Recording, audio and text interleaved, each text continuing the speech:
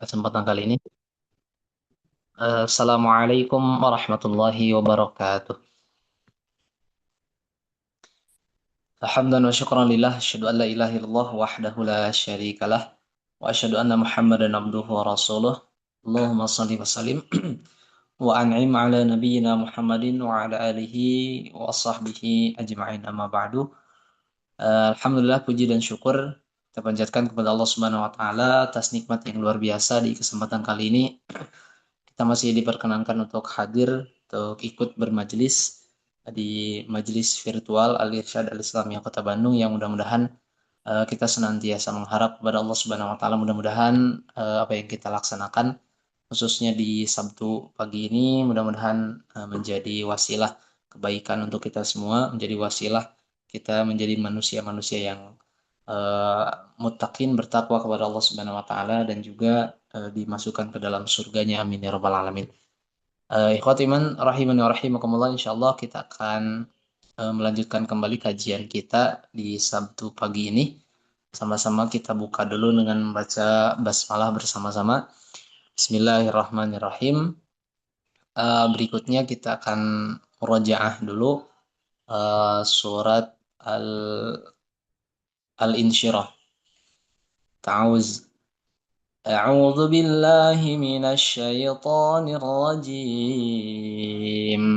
بسم الله الرحمن الرحيم.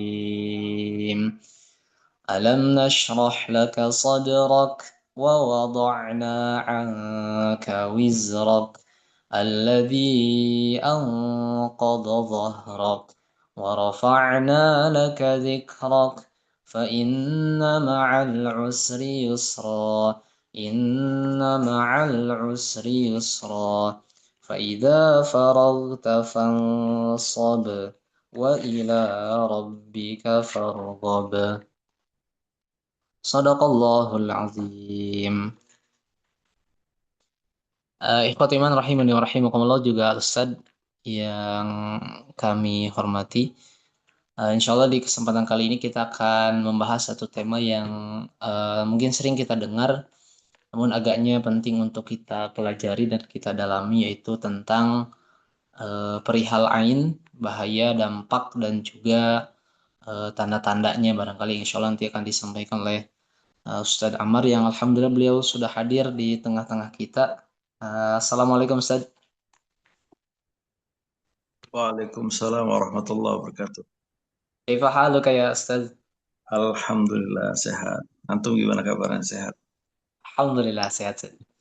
Baik, insya Allah kita akan langsung eh, masuk pada kajian inti untuk mengefektifkan waktu. Insya Allah akan disampaikan langsung oleh Ustadz Ammar Kudah, kepada beliau dipersilahkan.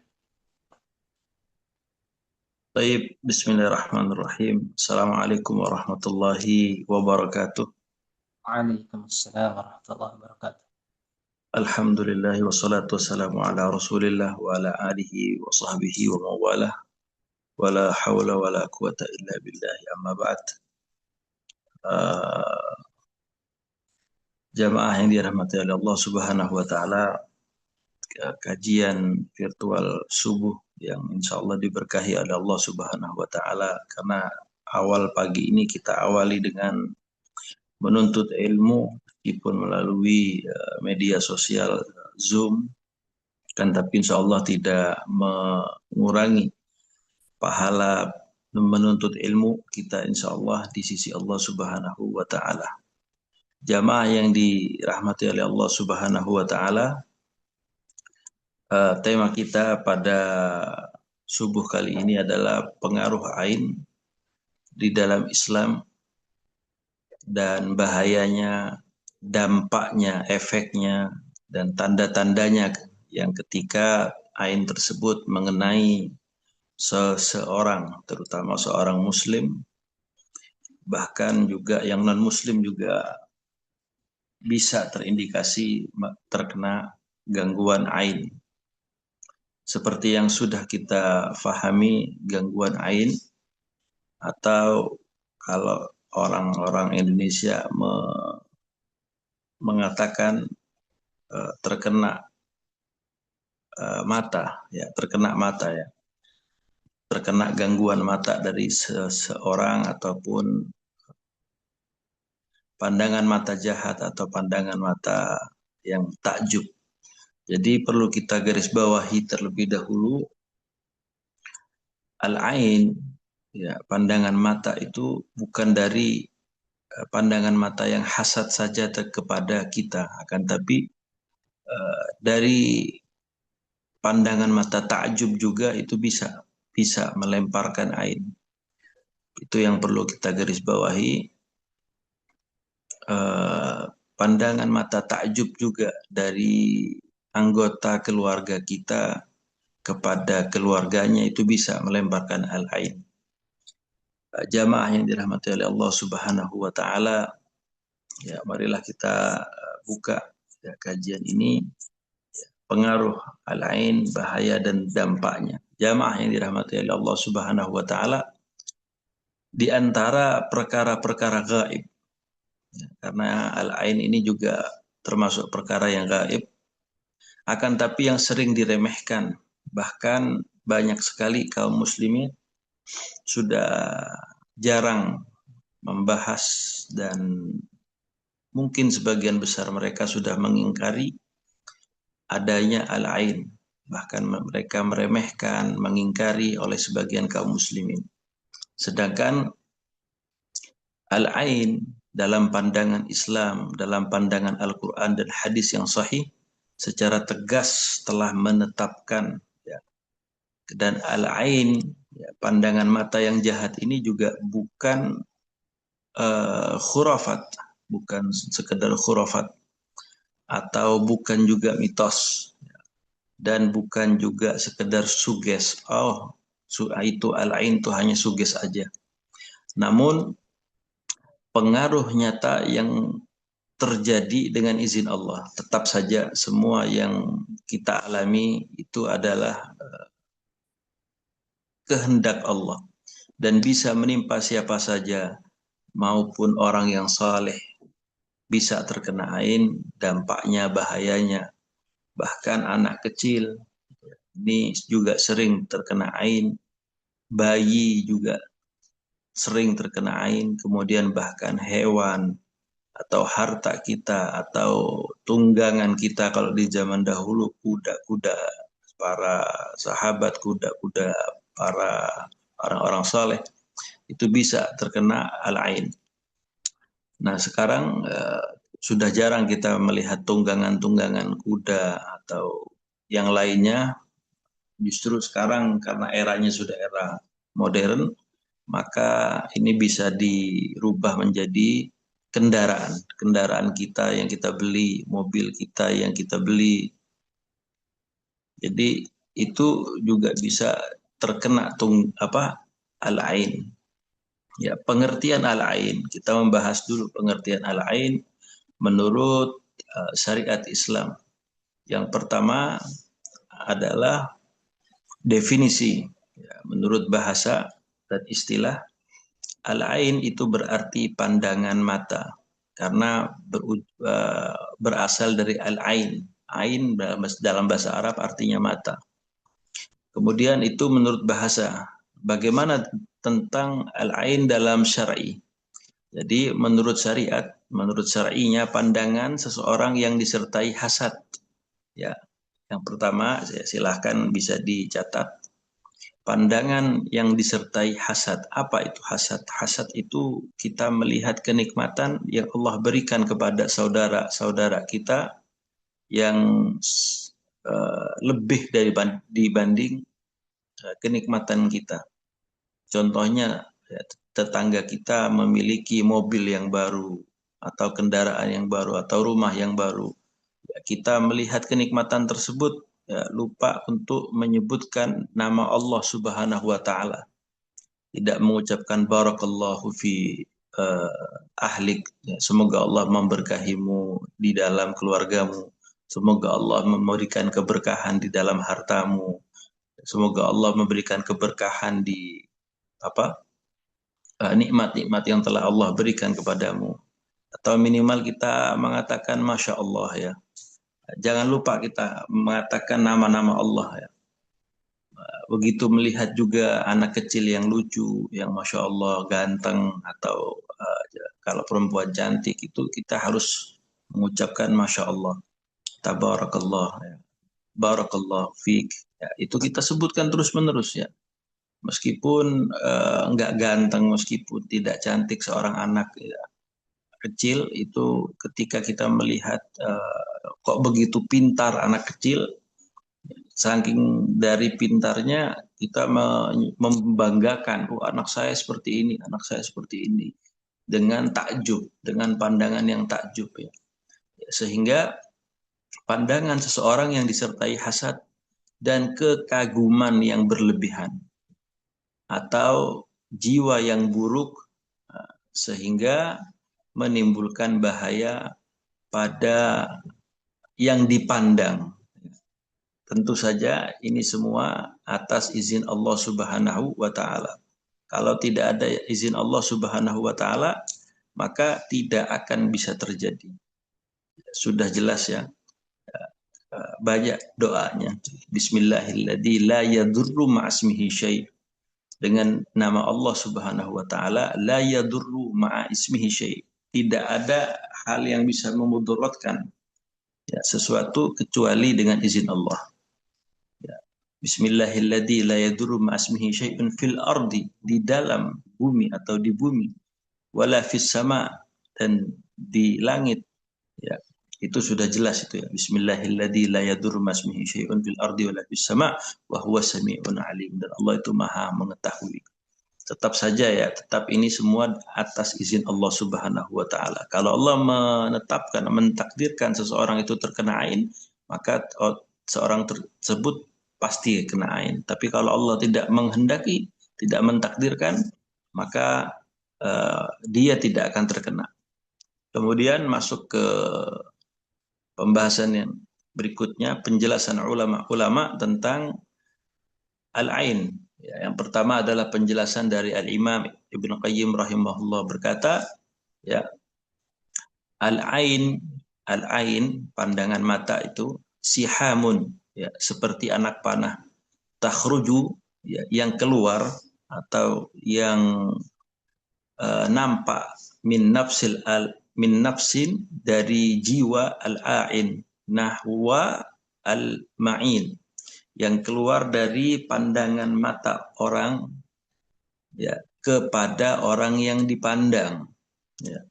Fatusibuhu taratan, terkadang al-ain itu mengenai atau berefek kepada orang tersebut yang dilihat. Kemudian watukhti'uhu ukhra, ya, terkadang pandangan itu yang keluar, al-ain seperti anak panah menurut Ibnu Qayyim, yang keluar dari jiwa orang yang memandang kepada orang yang dipandang. Terkadang mengenai sasaran dan terkadang tidak mengenai atau meleset. Ini terdapat di dalam kitab Zadul Ma'ad. Ya. Maka bukan sekedar mata, tetapi jiwa yang rusak. Jadi al-ain itu bukan hanya sekedar pandangan mata, tapi jiwanya yang rusak atau jiwanya yang buruk, ingin melihat kenikmatan yang ada di dalam saudaranya, itu ingin menghilangkan kenikmatan tersebut dengan pandangan mata yang hasud, yang buruk, ya, yang mempunyai niat buruk kepada saudara-saudaranya. Makanya Al-Imam Ibnu Qayyim menyatakan, tetapi jiwa yang rusak.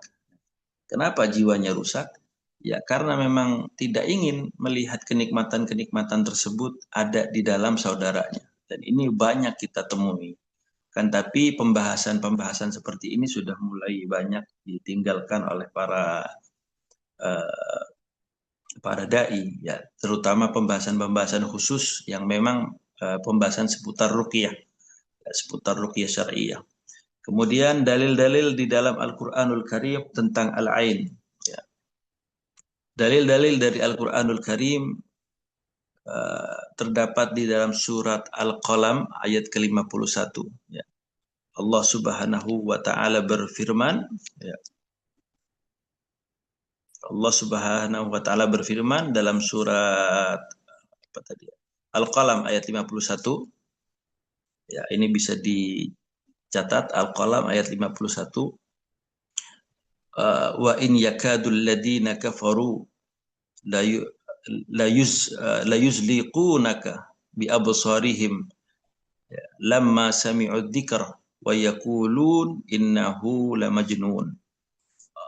Dan artinya, dan sesungguhnya orang-orang kafir tersebut itu hampir-hampir menggelincirkanmu dengan pandangan mata mereka.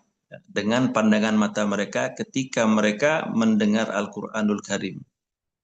Dan mereka berkata, ya sesungguhnya dia lamajnun, ya benar-benar orang yang gila. Jadi seperti itu. Kemudian Al-Imam Ibnu Katsir rahimahullahu taala menjelaskan tentang ayat ini adalah dalil bahwa pandangan mata bisa memberikan pengaruh ya, buruk. Ya, ini yang disebut al-ain. Apakah al-ain itu dari murni dari pandangan hasud manusia ataukah ada bantuan dari makhluk Allah yang lain? Ada, ya, ada. Jadi kalau hanya sekedar pandangan manusia itu tidak akan berdampak apapun. Tapi akan ada bantuan dari makhluk Allah yang lain, yaitu uh, jin yang mempunyai perangai yang buruk yang disebut setan. Jadi jin itu makhluk Allah Subhanahu wa taala. Sudah jelas Allah ciptakan wa ma khalaqtul jinna wal insa illa liya'budun, dan tidaklah aku menciptakan, kata Allah Subhanahu wa taala, jin dan manusia kecuali untuk beribadah. Nah, adapun jin yang taat dalam beribadah itu tidak bisa kita sebutkan sebagai syaitan. Tidak bisa kita sebutkan sebagai syaitan. Karena syaitan ini adalah perangai yang buruk dari bangsa jin ataupun dari bangsa manusia. Ya. Makanya ketika manusia yang mempunyai perangai yang buruk, ya, itu bersifat syaitani. Ya. Jadi setan itu ada dari dua golongan, minal jinnati wan nas, ya, dari bangsa jin dan bangsa manusia yang mempunyai perangai buruk, perangai jelek, ya itu disebut setan. Ya, jadi tidak semua bangsa jin itu kita sebut sebagai setan, dan tidak semua manusia itu kita sebut sebagai manusia. Ya, karena mungkin mungkin saja seorang manusia mempunyai perangai yang seperti setan, jadi sifatnya aja, sifat buruk itu yang disebut sebagai setan. Jadi dibantu oleh syaitan dari kalangan bangsa jin, ya, itu untuk melemparkan panah ain itu menancap atau mengenai seseorang yang terkena ain tadi. Kemudian dalam surat Al-Falaq ini sudah sangat jelas sekali dan sudah secara umum, ayat kelima dalam surat Al-Falaq, wa min syarri hasidin idza hasad. Ya, wa min syarri hasidin idza hasad, dan dari kejahatan, ya, orang-orang yang dengki, ya, apabila ia dengki. Ya. Hasad adalah, kita bahas hasad adalah sumber utama al-ain. Itu perlu kita garis bawahi. Hasad adalah sumber utama al-ain. Kemudian dalam surat Yusuf ayat ke-67 Allah Subhanahu wa taala berfirman, qala ya bunayya la tadkhulu min babil wahid wadkhulu min abwabin mutafarriqah wa ma ugni ankum min Allah min syai', inil hukmu illa Allah. Inil hukmu illa lillah alaihi tawakkaltu wa alaihi falyatawakkalul mutawakkilun. Artinya, wahai anak-anakku, janganlah kalian masuk dari satu pintu, tetapi masuklah dari pintu-pintu yang lain atau pintu-pintu yang berbeda. Para mufassirin rahimahumullah taala menjelaskan tentang ayat ini, Nabiullah Ya'qub, ya, takut anak-anaknya terkena al-ain. Ya, makanya diperintahkan anak-anaknya jangan masuk dari satu pintu, masuklah dari pintu-pintu yang berbeda. Karena kita sudah tahu sejarahnya bagaimana anak-anaknya Nabiullah Ya'qub, termasuk Nabiullah Yusuf alaihi salatu wassalam, yang gantengnya saja, ya, itu seperti obat bius yang nggak usah disuntikkan. Ya. Ya, bagaimana Nabi Allah Yusuf dikeluarkan oleh istri penguasa Mesir pada saat itu, dikeluarkan dan ditampakkan kepada wanita-wanita yang terhormat, ya, yang putri-putri yang lain. Nabi Allah Yusuf diperintahkan untuk masuk ke dalam ruangan dan mereka diberikan sebelah pisau dan buah-buahan. Kemudian Nabi Allah Yusuf diperintahkan oleh seorang ratu tersebut untuk masuk. Mereka melihat Nabi Allah Yusuf, ya, dengan sambil mengupas buah, ya, mereka nggak merasa yang terkupas bukan buah kan, tapi tangan-tangan mereka. Dan mereka tidak merasakan sakit karena melihat Nabi Allah Yusuf gantengnya seperti apa. Jadi obat bius yang tanpa suntikan, ya, Nabi Allah Yusuf alaihi salatu wassalam. Ya, dilewatkan saja, ditampakkan saja Nabi Allah Yusuf, mereka tidak tahu bahwa mereka sudah memotong, sudah mengiris tangan-tangannya sendiri.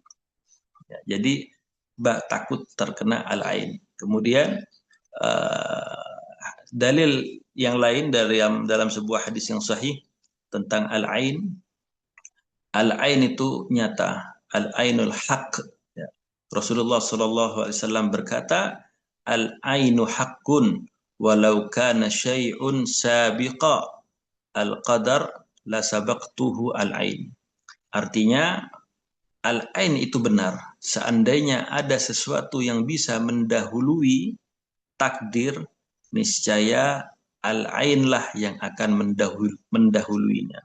Jadi ketika seseorang itu meninggal atau wafat, itu mayoritas dari umatku meninggal karena ain, kata Rasulullah SAW. Nanti bisa dicari hadis tentang mayoritas umatnya Rasulullah SAW itu meninggal karena ain. Dan ini enggak semua ya langsung kena ain langsung meninggal.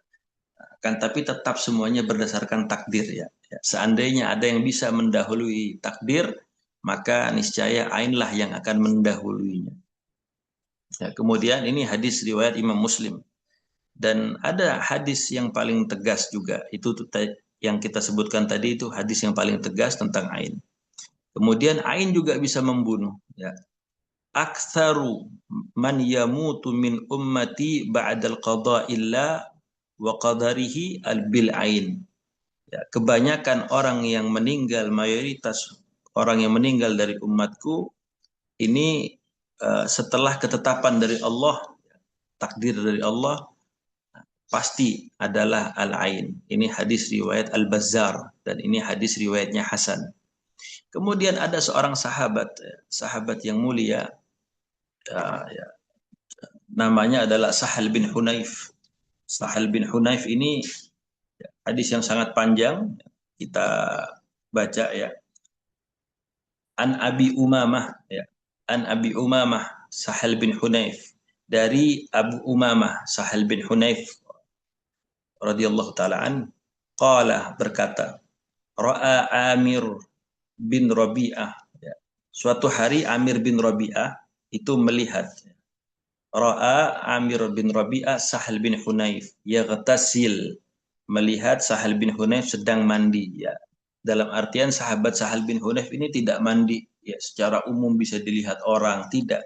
Akan tetapi ada tempat khusus, karena kamar mandi di zaman itu bukan kamar mandi seperti sekarang tertutup secara global, secara penuh, kan, tapi khala saja, hanya menutupi aurat-auratnya saja. Namun pundak, ya, bahunya Sahal bin Hunayf ini masih nampak, masih bisa dilihat.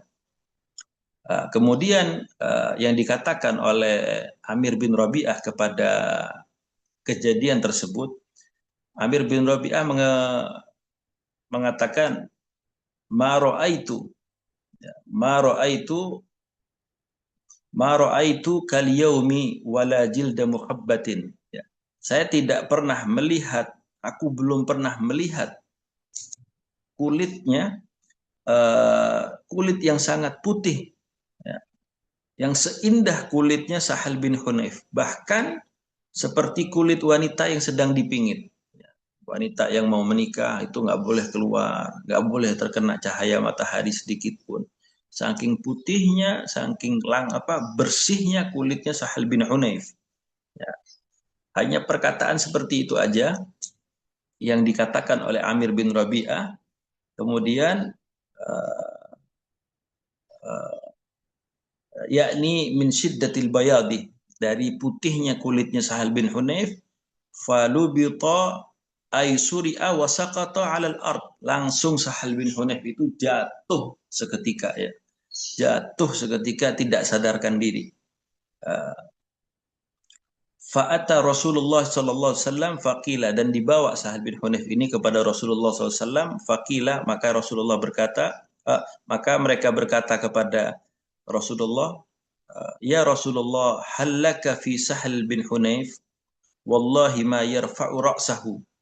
Ya Rasulullah, apakah engkau bisa menolong atau membantu atau melakukan sesuatu kepada Sahal bin Hunayf? Karena demi Allah, ya, ma yarfa'u ra'sahu, dia tidak bisa mengangkat kepalanya, artinya pingsan, jatuh seketika. Faqala, maka Rasulullah sallallahu alaihi wasallam berkata, hal tattahimu hal hal tattahimunahu lahu ahad, apakah kalian ini mencurigai seseorang, mencurigai seseorang dalam artian siapa yang menyebabkan ini? Qalu, maka mereka berkata, nattahim Amir bin Rabi'ah, kami mencurigai Amir bin Rabi'ah. Faqala fada'a qala fada'a Rasulullah sallallahu alaihi wasallam Amiran, maka Rasulullah memanggil Amir bin Rabi'ah, ya, fataghayyadu alaihi, maka Rasulullah itu marah kepada Amir bin Rabi'ah. Wa qala, dan Rasulullah bersabda, berkata, alama yuk alama yuk alama yaktulu ahadukum akhahu, dengan alasan apa kalian ini membunuh saudaranya? Ala barakta, bukankah engkau lebih baik memberikan perkataan keberkahan kepada kenikmatan saudaramu itu? Kemudian Rasulullah memerintahkan Amir bin Rabi'ah, ightasil lahu, mandilah untuknya. Jadi Amir bin Rabi'ah itu mandi, ya, air sisa-sisa mandinya Amir bin Rabi'ah itu ditampung, faghasalahu Amirun wajahahu. Ya, Amir bin Rabi'ah itu menyiram wajahnya, wa yadaihi, dan kedua tangannya, wa sampai siku, ya, wa rukbataihi, dan semua anggota tubuhnya, lututnya semua, wa adfara rijlaihi, dan sampai kaki-kakinya juga, wa dakhilata izarihi, dan di dalam izarnya, di dalam sarungnya, ya, di dalam sarungnya, ya, itu disiramkan juga, ya, fi summa subba alaihi, kemudian dimandikan kepada Sahal bin Hunayf. Faraha, maka Sahal bin Hunayf faraha, ya, seketika sadar. Faraha Sahal ma'an nas laisa bihi ba's, maka maka Sahal bin Hunayf ini bangun seakan-akan langsung duduk bersama para manusia yang lain, para sahabat yang lain, seakan-akan tidak terjadi apa-apa kepada Sahal bin Hunayf. Maka ini adalah hadis yang uh, sangat penting sekali yang kita harus pahami. Karena seorang sahabat aja, dua orang sahabat aja bisa saling melemparkan al-ain. Yang satu kena, ini sahabat. Sahabat yang dikatakan sudah kita sebutkan berkali-kali, kuntum khairu ummatin ukhrijat linnas ta'muruna bil ma'ruf wa tanhauna 'anil munkar wa tu'minuna billah. Itu bisa terkena ain. Nah, bagaimana dengan diri kita, ya, yang sahabat Nabi juga bukan, ya, ya, ulama juga bukan, ya. Kita harus banyak-banyak berdoa kepada Allah Subhanahu wa taala untuk berlindung dari al-ain. Kemudian jamaah yang dirahmati oleh Allah Subhanahu wa taala, kemudian bahaya dan dampak ain. Kita akan bahas dampak secara fisik al-ain. Yang pertama, dampak secara fisik itu bisa sakit mendadak. Ya. Lemah yang sangat ekstrim. Ya. Itu ketika kita terkena ain, itu lemah, sakit mendadak yang sebelumnya sembuh, yang sebelumnya sehat walafiat, itu bisa menjadi sakit mendadak, kemudian lemah secara ekstrim, kejang, atau pingsan tanpa sebab medis. Ingat, tanpa sebab medis. Jadi ketika seseorang itu menyatakan, oh ini kena gangguan jin, oh ini orang kena gangguan setan, oh ini orang kena gangguan ain, itu jangan langsung apapun hal yang terjadi, jangan langsung kita rumuskan, tujukan, oh ini gangguan jin. Enggak, tidak semua gangguan jin. Kita harus periksa dulu ke medis ya. Penyakit-penyakit tersebut yang datangnya mendadak itu kita harus periksa ke medis terlebih dahulu. Ya. Kemudian ketika di medis menyatakan, oh ini sehat, ya. Ini sehat, nggak ada penyakitnya apa-apa. Sampai periksa ke beberapa rumah sakit, ya alhamdulillah hasilnya sehat ke beberapa rumah sakit. Tapi si orang tersebut merasakan sakit yang sangat luar biasa. Nah ini baru ketika sudah berikhtiar secara medis di beberapa rumah sakit, kan tapi belum ada medis yang menyatakan bahwa ini sakit tertentu, ya. Itu baru kita bisa ya bisa kita katakan ini berarti non medis ya seperti itu. Kemudian dampak yang kedua adalah dampak psikis jiwanya, ya, seperti cemas berlebihan atau kita bahasa sekarang anxiety, emosi yang tidak stabil, ya, malas untuk ibadah, dampak di dalam kehidupan, rezekinya begitu seret ya. Dalam rumah tangga juga rumah tangganya rusak, anak sering sakit, kemudian selalu cekcok dengan istri dan yang lain-lain. Kemudian dalam kendaraan juga kendaraan mudah rusak, dikit-dikit rusak, pagi malamnya sudah dibawa ke bengkel, ya. Tapi sudah montirnya sudah mengatakan ini udah sehat mobilnya, sudah besok insya Allah bisa dipakai. Malamnya dibawa ke bengkel, paginya itu rusak lagi. Ya, dibawa ke montirnya lagi, montirnya geleng-geleng kepala. Ini kok bisa? Padahal ini semalam sudah bisa, ya kan? Tapi paginya rusak lagi. Ya, jadi alain itu bisa bisa menyerang ke siapapun. Ya. Kemudian tanda-tanda terkena ain. Tanda-tanda terkena ain biasanya setelah dipuji, ya, dada terasa sesak, kepala terasa berat, mudah mengantuk, padahal tidurnya juga sudah cukup ya, tidurnya sudah cukup, baru baca setengah lembar ayat Quran itu sudah mengantuk, mudah. Kemudian ketika diruqyah itu mudah mengantuk, ya. Baru Al-Fatihah, baru uh, Al-Baqarah 1 sampai 5 itu sudah mengantuk.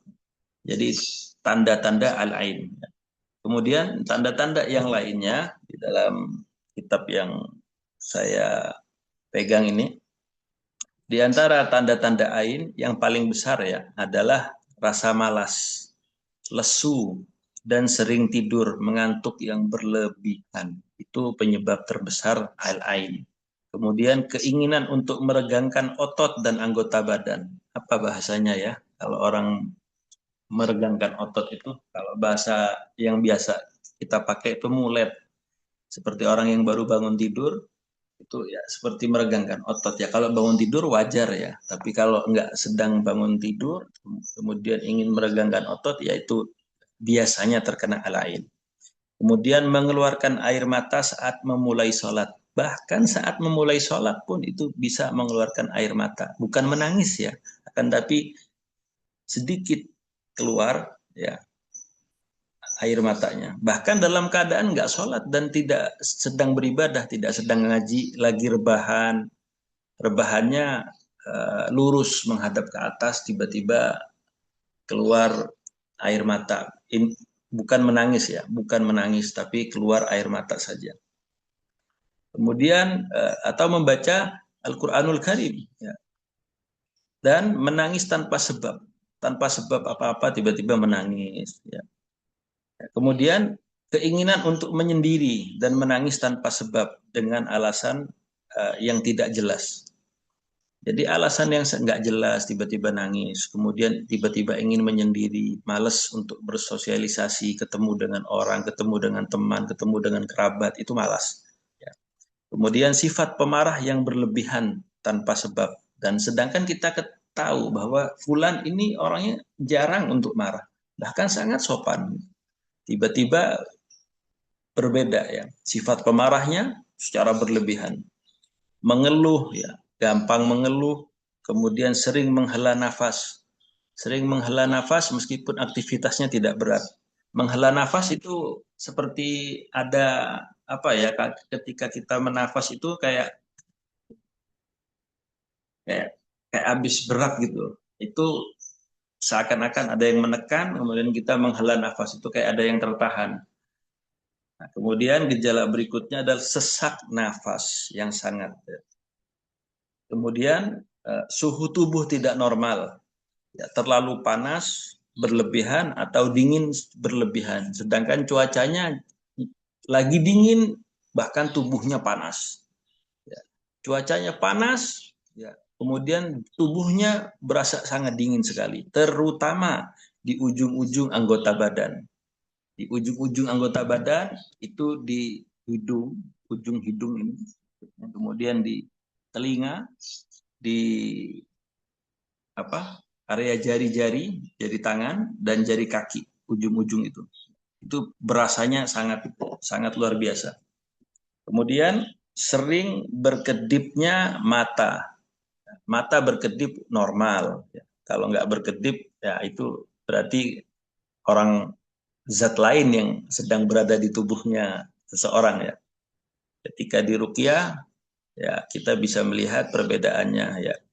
Ketika memang kesadarannya sudah diambil alih oleh syaitan, itu pandangan matanya sangat tajam. Ya.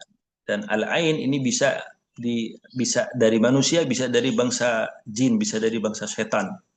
Makanya ketika kita melihat beberapa pasien atau beberapa video-video yang ustadz-ustadz purkiah-purkiah yang lain itu ketika merukiah itu biasanya kita perhatikan mata orang yang sedang dirukiah itu tidak ada berkedip, matanya sangat tajam ya, itu lagi melempar ain ya.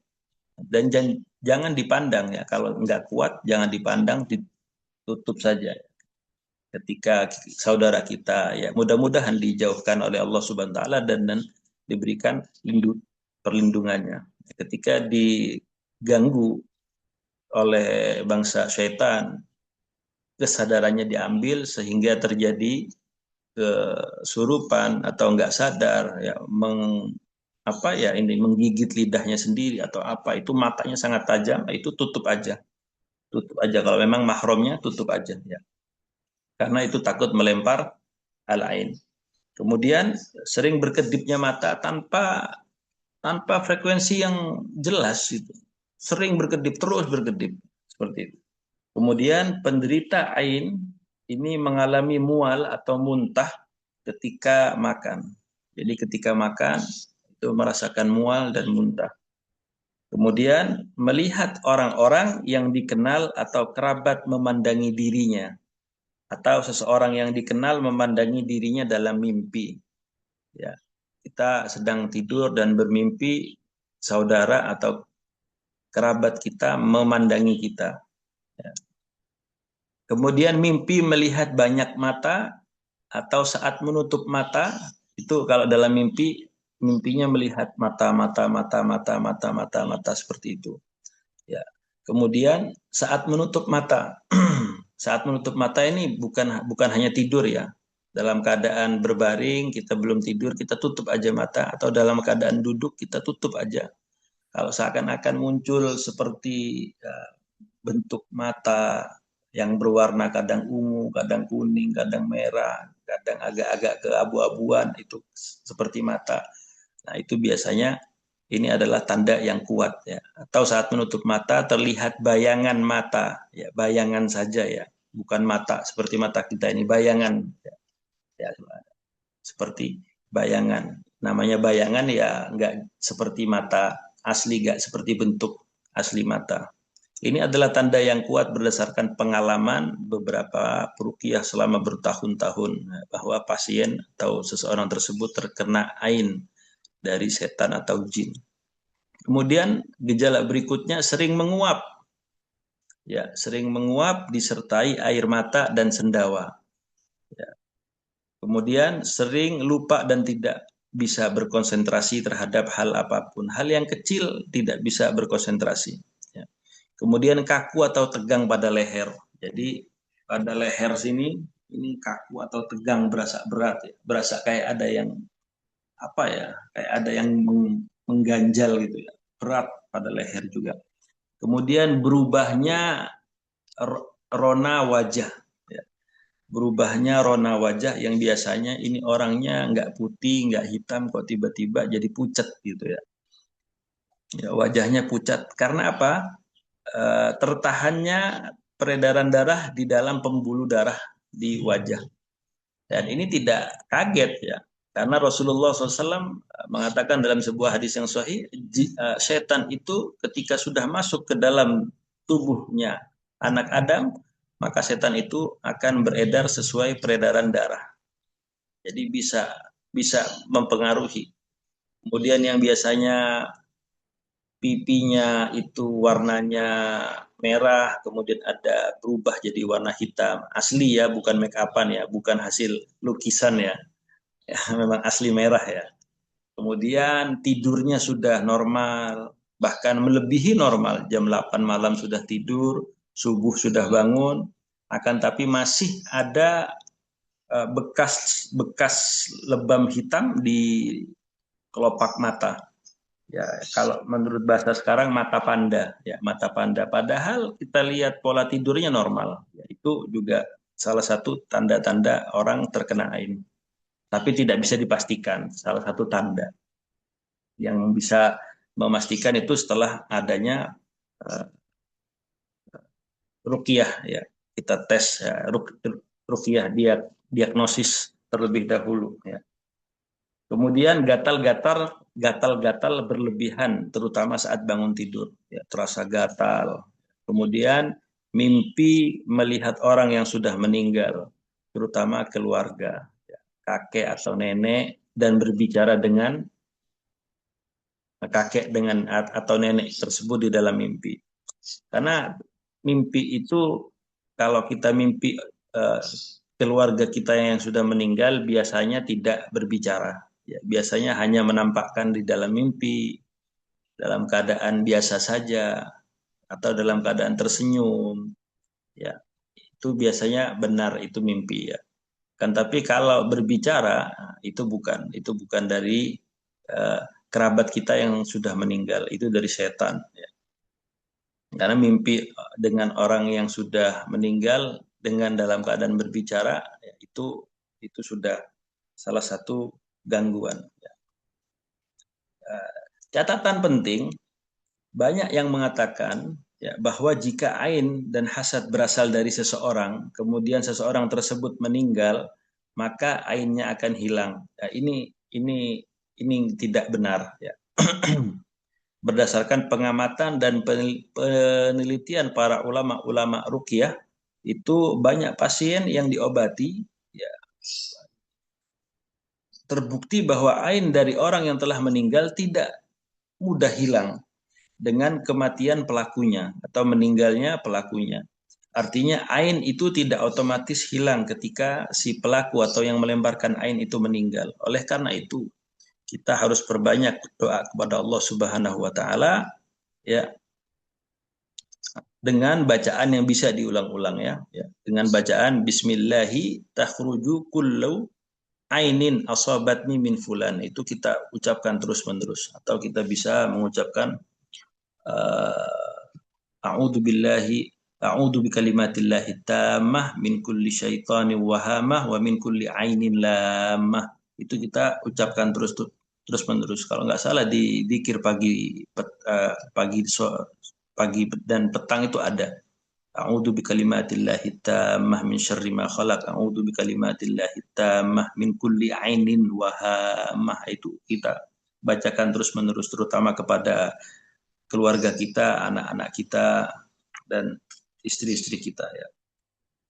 Kemudian untuk cara penanganannya itu kita tanyakan terlebih dahulu ya kepada orang yang terkena ain. Ketika tanda-tandanya sudah jelas tadi, itu kita tanyakan kepada yang bersangkutan, apakah pernah bermimpi terjatuh dari tempat yang tinggi? Ya. Pernah nggak jatuh dari mimpi seakan-akan jatuh dari tempat yang tinggi? Karena dari sebuah hadis Rasulullah SAW dari Abu Dzar, ia berkata Rasulullah SAW bersabda, Innal aina, sesungguhnya ain, latula'u birrojuli biidnillah, ya, akan mengenai seseorang dengan izin Allah, tetap dengan izin Allah, hatta yas'ada, sehingga ia naik ke tempat yang tinggi, halikon fayataradda minhu, ya, lalu terjatuh darinya karena pengaruh ain. Ini hadis riwayat Ahmad ya, dan Abu Ya'la, dan ini hadis sahih ya, disahihkan oleh Albani. Ya, kemudian itu kita tanyakan kepada seseorang yang terdapat tanda-tanda seperti itu.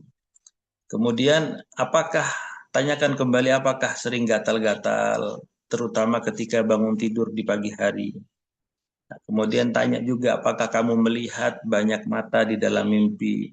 Jika terbukti bahwa ia melihat mata dalam mimpinya, maka tanyakanlah kepadanya tentang orang yang ia lihat di dalam mimpi. Siapa yang dilihat di dalam mimpi? Ya, insya Allah ya nggak pasti ya. Insya Allah mereka lah orang yang paling dicurigai sebagai penyebab atau pelempar ain. Ya. Kemudian cara pengobatan al-ain menurut beberapa metode itu ada 3. Yang pertama metode Nabi SAW, ya, mandi atau berwudu orang yang menyebabkan ain. Itu kalau kita tahu, ya kan? Kalau kita tahu, ya, ini habis dipuji oleh siapa? Ini terakhir bertemu dengan siapa? Nah itu kalau kita tahu ya. Mandi atau berwudu orang yang menyebabkan ain atau si pelempar ain untuk penderita atau orang yang terkena ain. Jadi bekas air wudunya atau bekas air mandinya ditaruh di wadah khusus, jadi nggak dibuang gitu aja, ditampung bekas air mandinya atau bekas wudhunya, kemudian dimandikan kepada orang yang terkena al-ain. Nah, kemudian kalau kita tidak tahu orangnya yang siapa atau orang yang sudah meninggal, maka menggunakan barang atau bekas orang yang dicurigai melemparkan ain. Jika pelaku tidak bersedia untuk mandi atau wudhu, atau jika ia jauh atau tidak ada lagi atau meninggal dan tidak mungkin mendapatkan bekasnya, kita ambil barang bekasnya aja. Contohnya mungkin bajunya atau kopiahnya atau apa, itu kita bisa pakai. Ya, kemudian dengan membaca Bismillah, Bismillah dan menggunakan metode ruqyah mandiri. Ingat ya, yang paling afdol itu meruqyah diri sendiri secara pribadi. Jika memungkinkan, kalau bisa. Kalau sudah tidak bisa, ya minta bantuan yang lebih ahlinya ya, yang lebih ahlinya ya. Dan ruqyah-ruqyahnya juga harus ruqyah yang memang benar-benar syar'i, yang tidak ada syarat-syarat tertentu, yang tidak ada begini begitu, tidak ada syarat, benar-benar ruqyah syar'iyah. Nah, kemudian ya sahabat kajian online yang diberkahi oleh Allah Subhanahu wa taala ini, tinggal berapa menit Ustaz? 8 menit lagi, 8 menit. Catatan terpenting ya, indikasi-indikasi tersebut itu bukan vonis ya. Itu bukan vonis, itu hanya indikasi saja. Kemudian seharusnya sikap kita sebagai seorang muslim untuk menjaga dari bahaya ini, perbanyak zikir kepada Allah, zikir pagi, zikir petang, dan tidak memamerkan nikmat. Ya, nikmat itu nggak perlu kita pamerkan, karena sebagian besar orang itu nggak peduli dengan nikmat kita. Gitu. Bahkan cenderung nikmat yang kita pamerkan itu cenderung banyak orang yang nggak suka, nggak usah dipamerkan. Ya. Baru beli mobil ditaruh di foto di status, taruh di IG, taruh di gini, oh lagi di luar negeri, nggak perlu dipamerkan seperti itu. Ya. Atau kalau memang orangnya itu orang yang mengerti kepada syariat-syariat Islam, ketika melihat nikmat yang Allah berikan kepada saudaranya, maka ucapkan barakallahu fiik ya, saat kagum ya.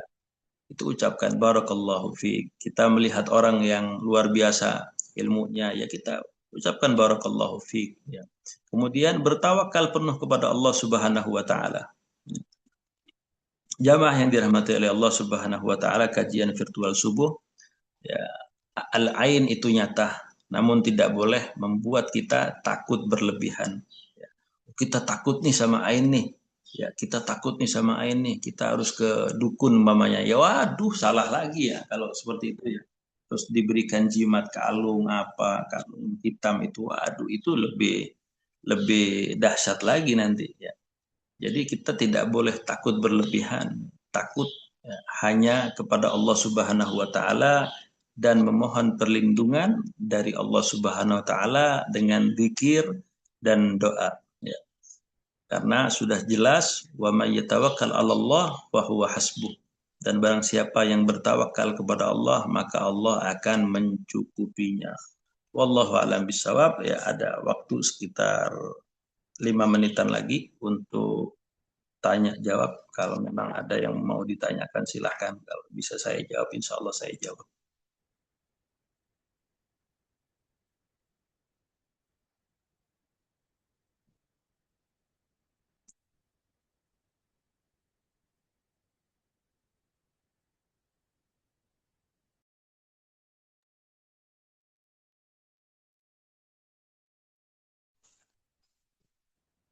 Baik, syukran jazakallah khair kepada Ustaz Amar yang sudah menyampaikan materinya tentang ini tadi. Eh, Alhamdulillah banyak ilmu yang disampaikan terkait pengertian, kemudian bahaya, dampak, dan lain sebagainya, pengobatannya, dan banyak hal yang disampaikan tadi rinci insya Allah cukup jelas.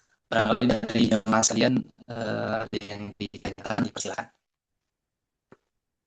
Boleh langsung bertanya atau boleh via chat atau obrolan yang disediakan di room chatnya, nggak boleh.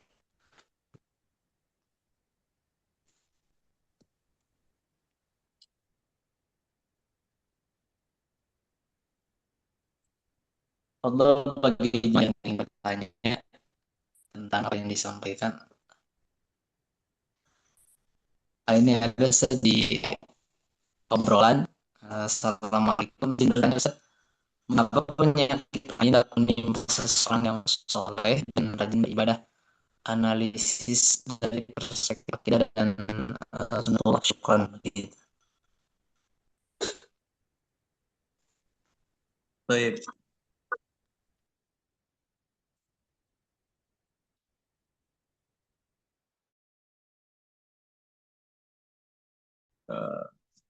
Mengapa penyakit ain dapat menimpa seseorang yang soleh dan rajin beribadah? Jadi penyakit al-ain atau mata yang hasad ini itu memang atas kehendak Allah, ya, bisa kena dan bisa tidak. Seperti yang sudah kita sampaikan tadi, perkataan dari Imam Ibnu Qayyim Az-Zaujiyah, itu sahmun, ya, panah ya, dari pandangan mata yang hasad. Bisa mengenai orang yang soleh atau bisa mengenai orang yang tidak soleh. Tapi apapun itu tergantung Allah Subhanahu wa Ta'ala. Terkadang bisa kena, terkadang bisa meleset. kena atau tidaknya itu adalah urusan Allah dan takdirnya Allah Subhanahu wa taala. Kita ambil hikmahnya saja, orang yang soleh aja bisa terkena al-ain. Contohnya, contohnya seorang sahabat, Sahal bin Hunayf, kurang soleh apa? Ini sahabat ya, yang sebaik-baiknya umat, ya, Sahal bin Hunayf itu terkena. Ini dapat menimpa siapa saja dan apalagi seorang sahabat, ya, Sahal bin Hunayf. Apakah seorang sahabat itu nggak rajin ibadahnya? Justru merekalah yang harus kita tiru untuk dalam hal beribadah ya. Kan tapi Sahal bin Hunayf terkena.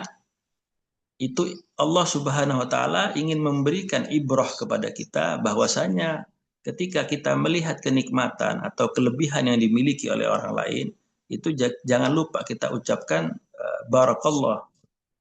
Nah, ucapkan nama Allah juga gitu dalam melihat nikmat yang telah Allah berikan kepada orang lain. Nah, ini analisis dari perspektif akidah. Dari perspektif akidah ya sudah jelas ini memang akidah Ahlussunnah wal Jamaah ya. Karena al-ain itu nyata ya. Al-ain itu nyata dan sunnatullah dan memang sunnahnya Allah juga al-ain ini. Ya, seperti ayat-ayat yang sudah kita sampaikan tadi itu juga. Jadi analisis-analisis seperti ini dalam perspektif akidah memang juga ada di dalam ilmu ruqyah syar'iyah ya. Di dalam ilmu ruqyah itu biasanya itu dibahas ya, dibahas al-ain, kemudian tanda-tandanya, cara terapinya ya, mimpi-mimpinya kemudian seperti apa ya. Kesimpulannya kesimpulannya aja Nabi sallallahu alaihi wasallam itu memanggil Amir bin Rabi'ah.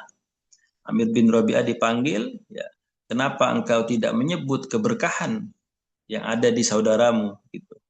Jadi seperti itu. Itu apakah bukan dalam bentuk akidah? Karena ini dalam sebuah hadis yang sahih ya. Hadis yang sahih yang diriwayatkan oleh Abu Dawud ya dan Imam An-Nawawi dalam kitab Al-Adhkar dengan sanad yang sahih ya sesuai syarat Bukhari dan Muslim.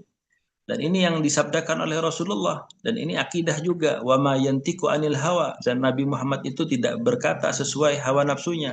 In huwa illa wahyu yuha yang diwahyukan kepadanya akan tapi dalam bentuk hadis yang sahih. Jadi hadis yang sahih itu salah satu bentuk wahyu. Ya, itu juga hal akidah juga. Wallahu a'lam bishawab. Kemudian pertanyaan yang kedua ini, Ustadz apa munculnya psoriasis di kulit tanpa alasan itu pun bisa disebabkan oleh ain? Jazakallah khair. Psoriasis ini kayak semacam alergi ya. Itu wallahu a'lam bishawab. Ya, kalau belum ada hasil medisnya, kita tidak berani untuk mendahului karena cek medis terlebih dahulu. Kalau medisnya mengatakan ya ini memang medis, ya diobati secara medis ya. Kan tapi ketika sudah diobati secara medis bertahun-tahun tidak kunjung sembuh, ya kemungkinan besar seperti itu. Wallahu a'lam. Kita tidak bisa memastikan. Ini hanya seperti yang saya sampaikan tadi, ini hanya indikasi saja ya, indikasi saja ya. Bisa gatal-gatal, bisa yang lainnya pun ya. Bahkan bisa ada yang langsung meninggal ya. Sahal bin Hunayf langsung jatuh, seorang sahabat pingsan ya.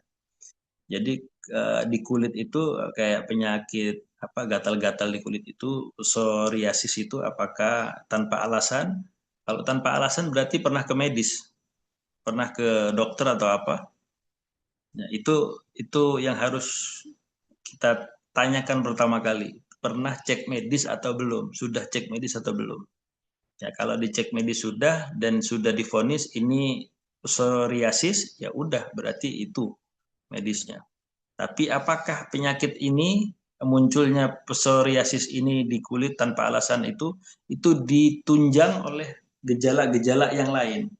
Contohnya ada mimpi-mimpi seperti apa. Jadi itu memang harus kita diagnosa, harus adanya diagnosis dulu. Seperti dokter. Ya, dokter ketika pasien datang langsung bisa tahu, oh Bapak Ibu sakit ini ya, enggak langsung dikasih obat, enggak begitu. Setiap dokter pasti bertanya keluhannya apa. Oh saya begini dok, saya begini dok, saya begini, disampaikan semua keluhannya, diperiksa oleh dokternya, didiagnosis, nah, baru diberikan obatnya.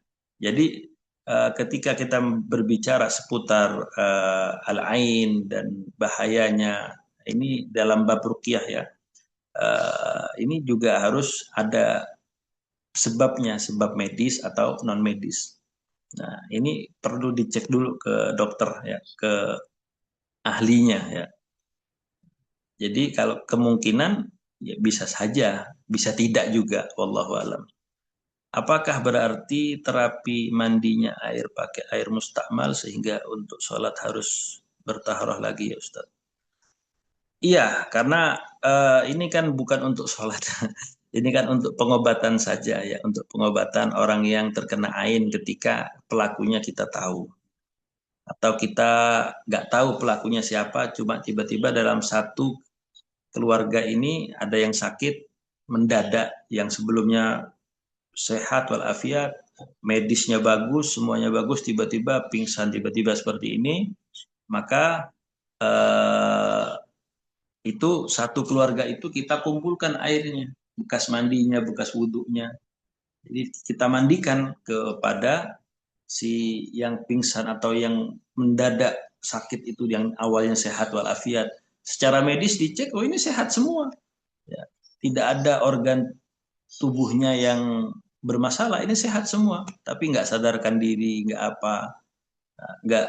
Oh ini sehat, jantungnya masih berdetak, apa semuanya masih bagus lah intinya. Ya itu bukan untuk bertaharoh ya. Ya otomatis ya air mustakmal ya, iya jelas mustakmal ya. Apalagi dalam porsi yang begitu banyak ya. Itu jelas air mustakmal sehingga untuk sholat ya harus bersuci lagi gitu loh. Sehingga untuk sholat itu ya harus bersuci kembali dengan air yang lain. Karena ini babnya bab air mustakmal ini memang mustakmal dalam istilah fikih untuk sholat. Tapi kalau untuk apa terapi orang yang terkena ain, ini memang digunakan seperti ini oleh Rasulullah dalam hadis yang dipanjang tadi, yang dari riwayat siapa? Abi Umamah Sahal bin Hunayf ya, Sahal bin Hunayf, Abi Umamah Sahal bin Hunayf, wallahu alam bisawab.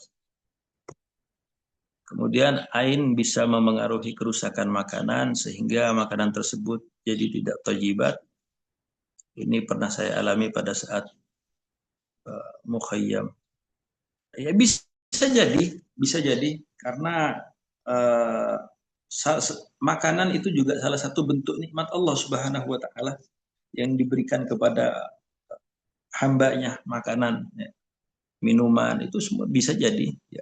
Yang harusnya tidak basi ya, kita taruh di dalam uh, freezer umpamanya, kita taruh ya, ya seharusnya beku menjadi es, tapi tiba-tiba qadarallahnya basi gitu loh, rusak makanan tersebut.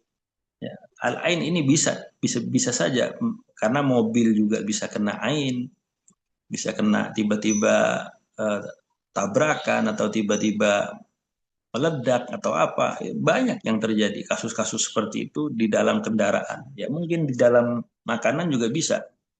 Jadi sangat bisa, wallahu a'lam, sangat bisa. Karena ini salah satu nikmat juga. Karena kalau di makanan itu nggak setiap orang bisa melihat saat kita makan kan. Ya, saat kita makan itu yang bisa melihat ya makhluk-makhluk yang tidak bisa kita lihat. Makanya di uh, kita sebelum makan ya ya minimal kita ucapkan bismillah dulu, atau menutup makanan itu kita ucapkan bismillah juga. Bismillah tutupnya. Nutup pintu kita bismillah. Ya, semuanya kita membuka HP bismillah karena banyak itu ya kejadian-kejadian yang aneh ya apalagi di zaman modern seperti ini. Jadi kerusakan makanan yang seharusnya tidak basi menjadi basi itu sangat mungkin gitu loh. Sehingga makanan tersebut tidak thayyibat. Ya mungkin saja bisa jadi. atau ada faktor lain. Mungkin salah cetak tanggal kadaluarsanya kalau memang ada, atau kalau makanan-makanan yang tidak ada kadaluarsanya cepat basi atau apa. Ya, itu lain lagi ya. Kalau makanan yang harusnya tidak ada apa namanya? Masa waktu kadaluarsanya, ya kemudian baru baru masak nasi tadi pagi, siangnya udah basi. Ya, ini bahaya. Ya, ini ada dua kemungkinan. Yang pertama, berasnya kualitasnya buruk. Yang kedua, ya kemungkinan besar itu sihir yang dilempar oleh pelaku-pelaku sihir melalui makanan. Karena ketika sihir masuk ke makanan, itu sarana yang paling mudah untuk masuk ke dalam tubuh manusia. Karena sihir itu nomor dua, nggak perlu takut yang berlebihan dengan sihir, karena sihir itu nomor dua. Yang nomor pertama itu al-ain. Kalau al-ain itu seketika orang itu bisa meninggal. Ya, kalau sihir itu butuh waktu yang lama, butuh akses, butuh bekas rambutnya, ya, butuh bekas pakaiannya, kukunya, atau maaf bagi yang akhwat, ya, atau butuh bekas darahnya yang di pembalut. Jadi dicuci sebelum dibuang, itu dicuci terlebih dahulu. Pembalutnya dicuci dulu, setelah bersih baru dibuang. Jadi itu bisa dijadikan alat untuk sihir. Memang sihir itu menggunakan media-media yang uh, najis ya, seperti itu. Wallahu a'lam bishawab. Kalau untuk makanan ini bisa jadi, bisa iya dan bisa tidak. Assalamualaikum warahmatullahi wabarakatuh. Ustadz, kalau konteks dalam kegiatan sekolah sekarang ini, untuk siar sekolah kebanyakan memakai media sosial. Kita itu selalu memposting, salah satunya berbagai prestasi anak atau kegiatan anak. Pas di medsos itu akan tampil wajah anak ya Ustaz. Nah itu bagaimana Ustaz Syukran?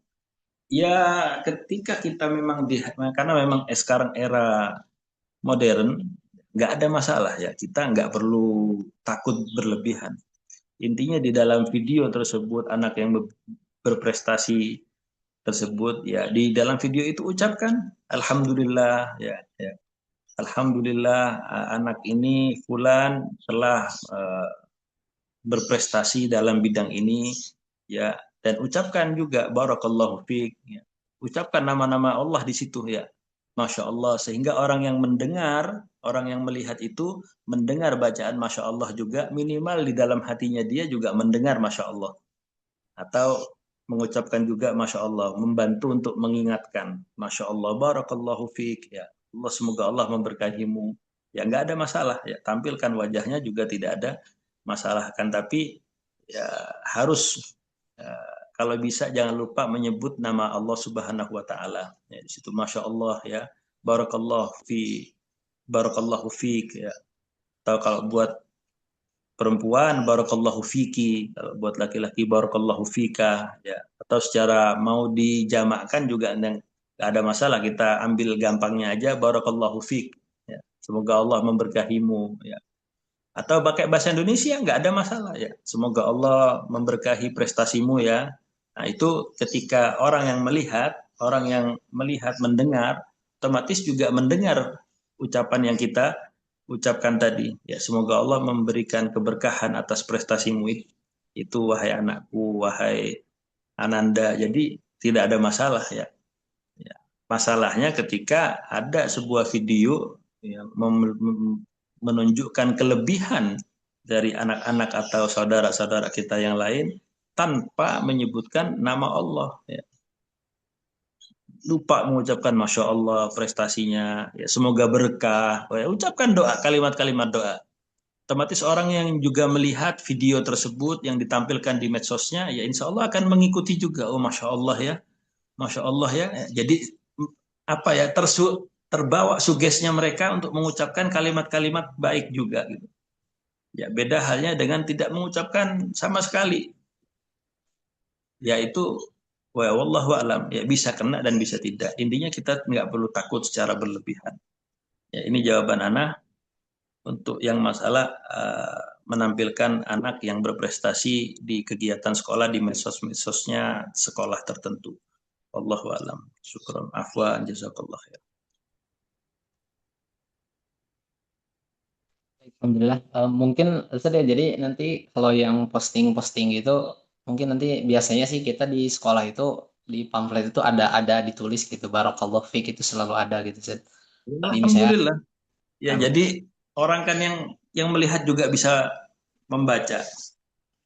Jadi yang minimal orang yang melihat itu juga membaca meskipun di dalam hatinya atau by lisannya juga mengucap juga karena ikutan membaca itu. Nah, masalahnya kalau nggak ada sama sekali, ya itu. Ya, tapi insya Allah enggak lah, insya Allah enggak kalau cuma urusan seperti itu ya. Nggak perlu takut secara berlebihan karena ketakutan itu pintu utama masuknya jin atau masuknya sihir.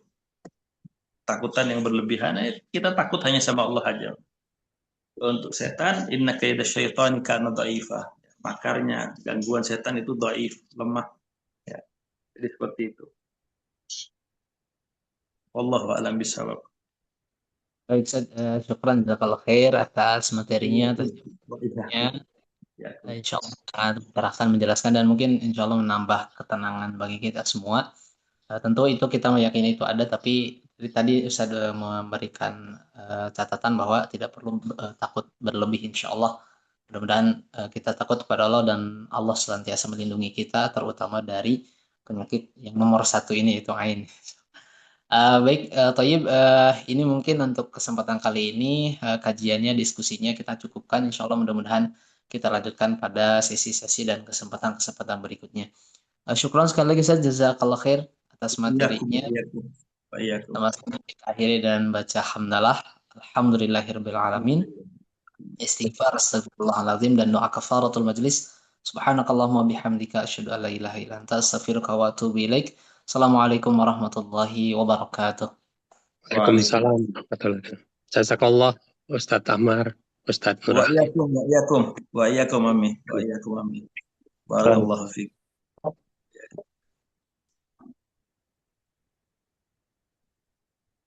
Barakallah, Ustaz Damar. Barakallahu fiik, Masya Allah. Syukran Masya Allah. jazakumullah khairul jaza. Iya.